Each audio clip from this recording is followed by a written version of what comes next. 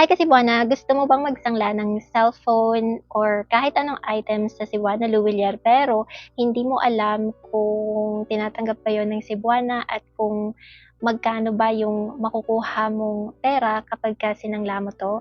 Kung oo, then para sa'yo ang video na 'to, make sure to watch it until the end dahil ituturo ko sa'yo kung paano mo malalaman kung magkano yung approximate amount online na hindi mo na kailangang pumunta sa Cebuana branch. So, umpisahan na po natin.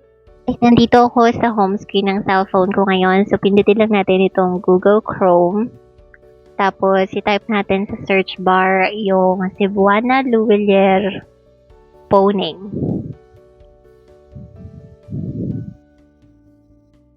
Tapos, yung unang lalabas dyan, yung Cebuana Luwilier Pawn Shop, Cebuana Sangla, yun yung una natin pipindutin.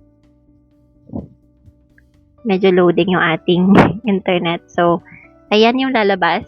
Nandiyan si Alden Richard. Siya yung endorser currently ng Cebuana Luwilier. So, kiniklaim nila dito na meron silang up to 30% higher na appraisal rate kumpara sa iba.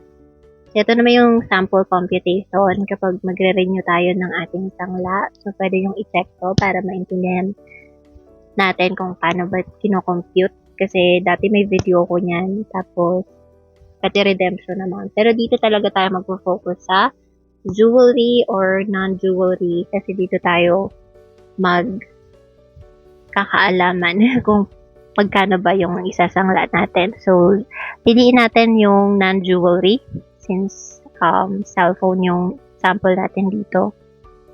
So, type of piliin natin dyan appliance ba, cellphone, others, or watch. So, para sa sample na to, kasi madalas na sinasangla bukod sa gold or alahas ay yung cellphone. Tapos sa brand naman, ito yung mga brands na kinikilala ng Cebuana or tinatanggap. Yung Apple, Asus, Huawei, Lenovo, Nokia, OnePlus, Oppo, Realme, tsaka Vivo.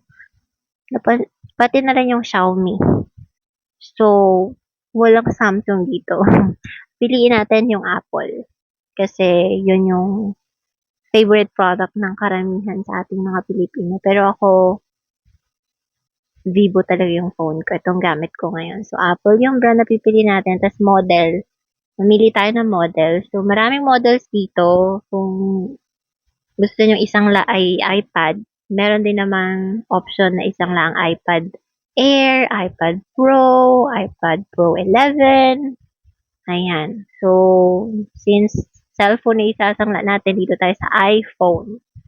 Daming iPhone dito. So, mamili na lang kayo ng iPhone na meron kayo. So, kung gusto niyo na iPhone 12 or hanggang pinaka old na version like iPhone XS, iPhone XR, iPhone X, iPhone SE, tinatanggap nila yan as long as iPhone, I believe.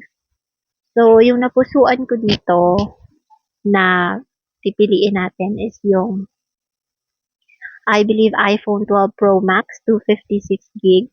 So, pag napili na natin yung model, pinutin natin itong appraise. So, yun, nakalagay yung estimated item total value ay 18,000 pesos. Estimated lang siya kasi depende po yan sa mga deduction. Okay?